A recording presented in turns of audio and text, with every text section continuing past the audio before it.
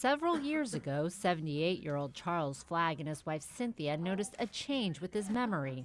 I was obviously having a difficult time remembering what anything happened in the past.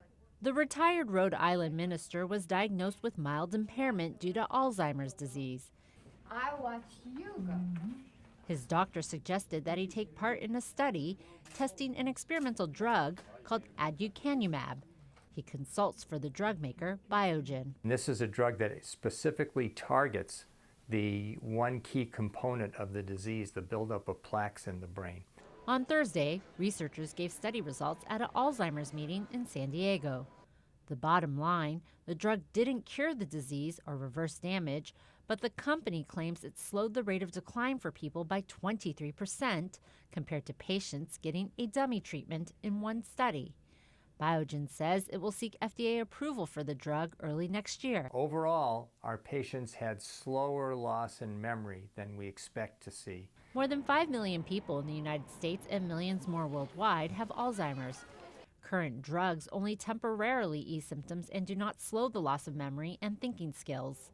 It can mean that a person may remember their loved ones for a little bit longer, that they may remember more about themselves and be able to function more over the course of certainly an 18-month and maybe even longer period of time. Earlier this year, 2 studies of the drugs were stopped when partial results suggested it wasn't effective. But now the company says additional results from those studies suggest it is working at the highest dose. The FDA is going to have to do a very rigorous review.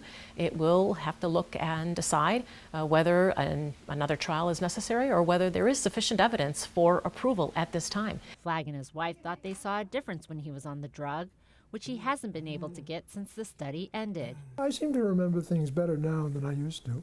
Hope is the word for ourselves and for others as well. If approved, it would be the first treatment claiming to alter the course of Alzheimer's disease. Kathy Young, Associated Press.